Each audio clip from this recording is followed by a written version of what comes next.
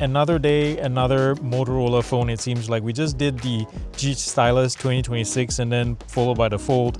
And now we have, oh my goodness, this thing is taped up really good. All right, let's see what's in this box.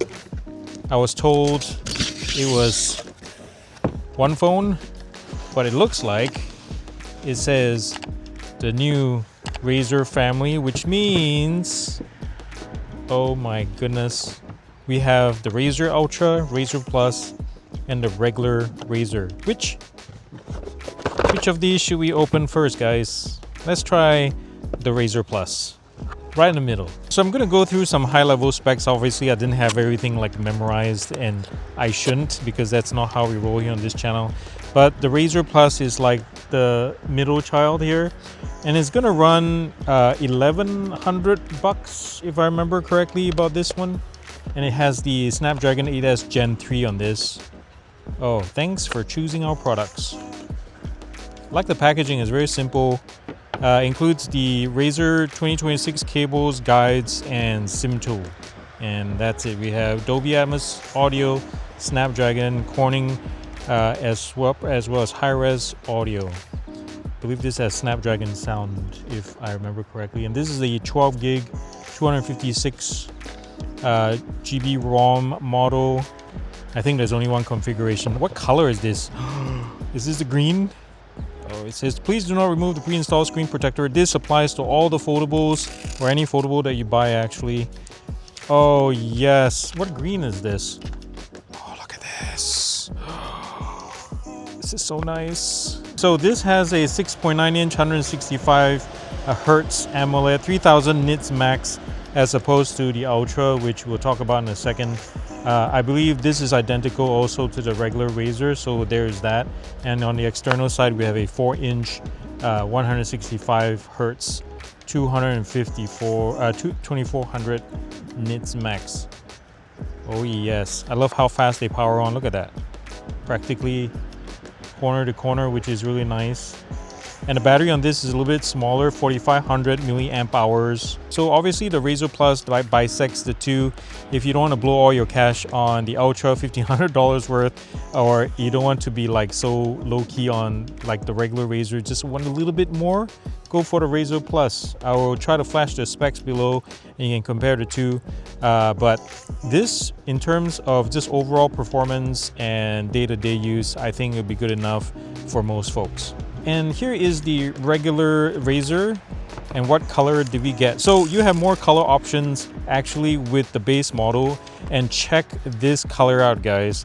Oh my goodness.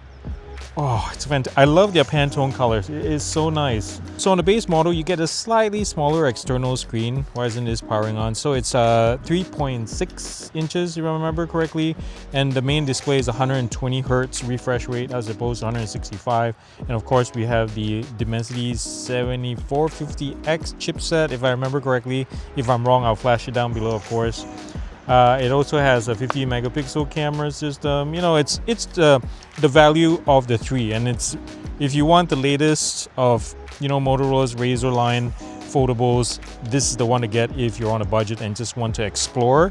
This is a fantastic way in. And now we come to the Razr Ultra 2026, and obviously people who have been following Motorola for the longest time will be pissed that they've raised the price and kept the same processor and not done anything there. But in their defense, there's nothing broken about the 8 Elite. Elite is still performs really well in 2026. But yes, the increased price would usually mean like, hey, let's get you a bigger processor, a more powerful, newer processor. But not so in the case here.